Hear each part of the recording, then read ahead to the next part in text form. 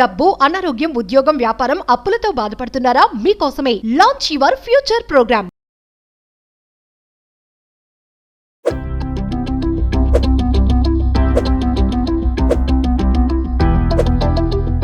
నమస్తే, welcome back to Suman TV. Present మనతో పాటు ఉన్నారు IAS retired Telangana vice chancellor triple Basara, commissioner education Adilabad collector doctor A Ashok garu. నమస్తే సార్. నమస్తే సార్, ఆర్టిఫిషియల్ ఇంటెలిజెన్స్ మనం చూస్తున్నాము, మరి ఇప్పటికే చాలా మంది దాని మీద ఆధారపడుతున్నారు. ఈరోజు నా క్వశ్చన్ ఏంటంటే, కృత్రిమ మేధస్సుతో మన యొక్క మెదడుకి సామర్థ్యాన్ని తగ్గించేస్తున్నాము, అంటే అన్ని ఫాస్ట్గా అయిపోవాలని చెప్పేసి ఎక్కువ దానిపైన ఆధారపడుతున్నాము అని అంటే ఏం చెప్తారు? మీరు అన్నది చాలా నిజం. ఆర్టిఫిషియల్ ఇంటెలిజెన్స్ కృత్రిమ మేధస్సు అని కూడా అంటారు. ఎందుకంటే న్యాచురల్ సహజమైన మేధస్సు కలిగి ఉన్నది మానవుడు.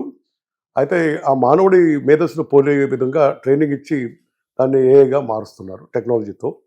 అది ఏఐలో కృత్రిమ మేధస్సు ఏదైతే ఉందో, ఇది రోజు మన దైనందిన జీవితంలో ప్రతిరోజు ఉదయం నుంచి రాత్రి వరకు మనం పడుకునే వరకు అన్ని కార్యక్రమాలలో మనకు దోహదం చేస్తూ ఉంటుంది.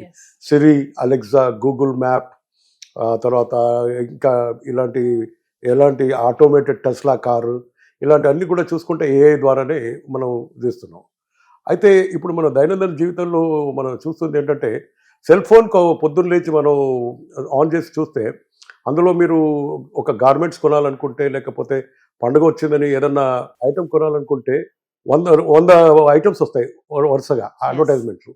ఎందుకంటే మీరు ఒకటి చూస్తున్నారు అనగానే అది ఏఐ పసిగట్టి అలాంటి అడ్వర్టైజ్మెంట్ పంపడం మొదలు పెడుతుంది. అంటే అది కూడా ఏఐ అప్లికేషన్.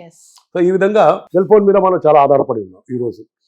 వెనకటికి మనం చాలామంది మన ఇళ్లలో అట్లీస్ట్ మన తల్లిదండ్రులది, మన పిల్లలది, అన్నదమ్ములది, చెల్లెలది, కుటుంబ సభ్యులది ఫోన్ నంబర్లను గుర్తుండేవి.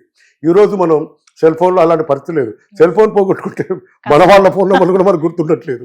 సో ఈ విధంగా చూస్తుంటే మన మెమొరీ ఎక్కడో కొంచెం అంటే మన జ్ఞాపక శక్తి అనేది దాని మీద ఆధారపడుతున్నాం.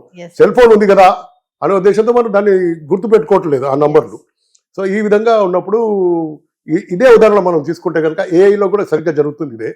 ఏఐలో కూడా జరుగుతుంది ఏంటంటే, కృత్రిమ మేధస్సు అనేది రాను అన్ని రంగాలలో దాన్ని అందుబాటులో వచ్చి దాని టెక్నాలజీ విస్తృతంగా వాడడం వల్ల మన జీవితం కంఫర్టబుల్ అయింది, ఈజీ అయింది, అండ్ ఆల్సో సులువైంది. ఇంకా తర్వాత మన ఉత్పాదక శక్తి పెరిగింది. ప్రతి రంగంలో, ఎకనామిక్స్లో కానివ్వండి, అగ్రికల్చర్లో కానివ్వండి, మెడిసిన్, హెల్త్ కేర్లో కానీ మంచి quality of life, health conditions అన్నీ కూడా బాగా పెరిగాయి. AI gives optimum production and precision and also efficiency, effectiveness. కాబట్టి దీన్ని వాడుతుంటాం మనం. అయితే ఇక్కడ జరుగుతుంది ఏంటంటే, MIT స్టడీస్ కూడా చెప్పింది ఏంటంటే, వాళ్ళు కొన్ని పరిశోధనలు చేశారు.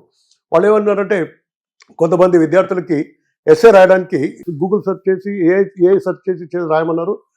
కొంతమందిని మీరు ఒరిజినల్గా మీ జ్ఞాపక శక్తితోనే మీ విచక్షణ జ్ఞానంతో మీరు రాయమని ఇచ్చారు. కొన్ని కంట్రోల్ 2 గ్రూప్స్.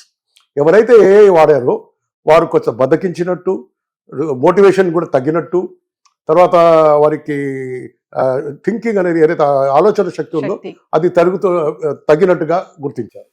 ఈ విధంగా మీరు అన్ని రకాల్లో కూడా చూసుకుంటే దేర్ ఇస్ ఇంక్రీజ్ డిపెండెన్స్. ఈరోజు మన non human intelligence is more than human intelligence. అంటే బయలాజికల్ ఇంటెలిజెన్స్ కంటే మషిన్ ఇంటెలిజెన్స్ పెరిగిపోయింది.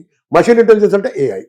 సో ఏఐ పెరగడం వల్ల మన దగ్గర క్రిటికల్ థింకింగ్ అనేది లేకుండా పోయింది. క్రిటికల్ థింకింగ్ అంటే ఒక విషయాన్ని అన్ని కోణాల్లో ఆలోచన చేసి తర్వాత దాన్ని విశ్లేషించి తర్వాత దానిపైన నిర్ణయం తీసుకోవడం, డిసిషన్ మేకింగ్, స్ట్రాటజిక్ థింకింగ్ అంటారు దీన్ని, క్రిటికల్ థింకింగ్.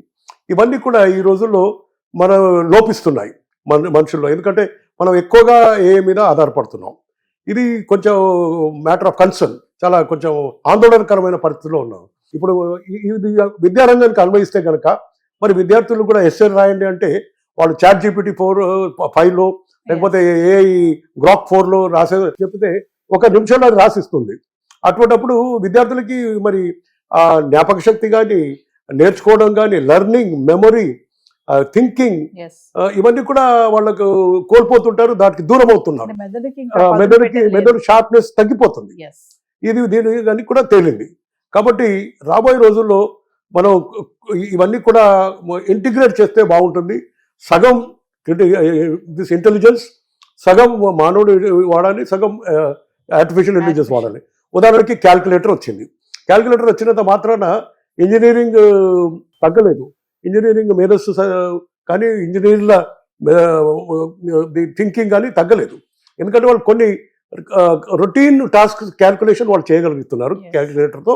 కానీ ఇంకా విస్తృతమైన కాంప్లెక్స్ థింకింగ్ అంతా కూడా ఇంజనీర్లు వాడుతున్నారు. అట్లాగే ఇప్పుడు మీరు చూసుకుంటే ఏని మనం కొంతవరకు రెపిటేటివ్ టాస్క్, మోనోటోనస్ టాస్క్ ఏవైతే మనం చేయగలుగుతున్న చిన్న చిన్నవి ఉన్నాయో వాటిని దానికి అప్పజెప్పిన తర్వాత మనము మాత్రం విచక్షణ జ్ఞానం, ఆలోచన, critical thinking, then empathy, care, తర్వాత డిసిషన్ మేకింగ్ అనేది మనం చేయగలగాలి.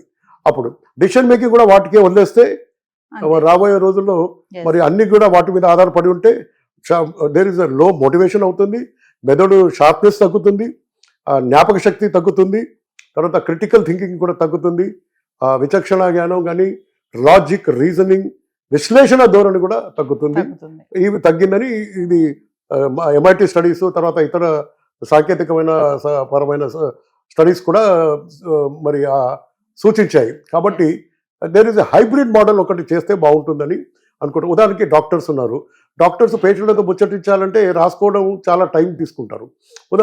దాని బదులుగా ఇవన్నీ కూడా ఆటోమేటిక్గా రికార్డ్ అయిపోతే వాళ్ళు అందులోంచి ఫ్రీ అయిపోయి పేషెంట్కి ఎలాంటి మందు ఇవ్వాలి, డయాగ్నోస్ ఎలా చేయాలి, ఎలా ట్రీట్మెంట్ ఇవ్వాలని అంటారు. అంటే ఈ రొటీన్ టాస్క్ని ఏఐకి అప్పచెప్పేసి strategic thinking, decision making and critical thinking ఇవన్నీ కూడా మనం చేపడితే కనుక ఈ రెండు కలిపితే హైబ్రిడ్ మోడల్ వస్తే బాగుంటుంది అని అన్నారు.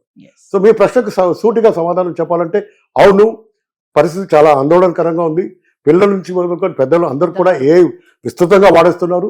There is increase dependence of the human intelligence on the artificial intelligence. అంటే చిన్న చిన్న పనులకు కూడా ఏఐ చేసేస్తున్నారు. దీనివల్ల ఏమవుతుందంటే వారు తమ మెమొరీని కోల్పోతున్నారు, అటెన్షన్ని కోల్పోతున్నారు, ఎక్స్పీరియన్స్ని కోల్పోతున్నారు, తర్వాత ఈ critical thinking, strategic thinking, decision making అన్ని కూడా కోల్పోతున్నారు, విచక్షణ జ్ఞానం కూడా కోల్పోతున్నారు.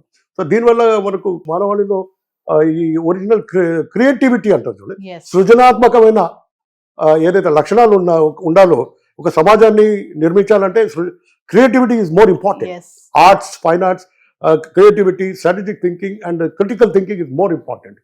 వాటిని మనం మనిషి కంటిన్యూగా దాన్ని కొనసాగించాలంటే హైబ్రిడ్ మోడల్గా వాడితే బాగుంటుందని పరిశోధనలు రికమెండ్ చేశాయి.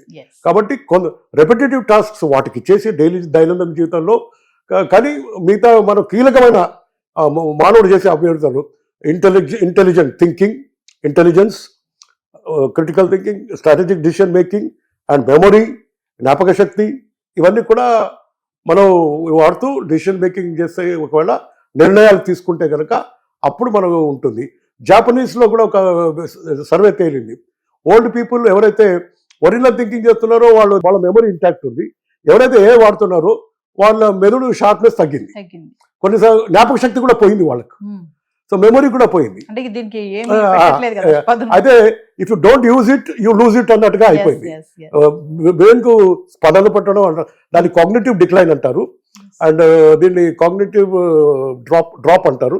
ఈ కాగ్నిటివ్ డ్రాప్ అనేది ప్రివెంట్ చేయడానికి మరి మనం ఎప్పటికప్పుడు పజిల్స్, సుడోకు, రీడింగ్, ఎస్సేస్, చర్చలు, ఇంటరాక్టివ్గా హ్యూమన్ ఇంటరాక్షన్స్ కనుక కొనసాగిస్తే మనం మెదడు షార్ప్గా ఉండే అవకాశం. Thank you sir.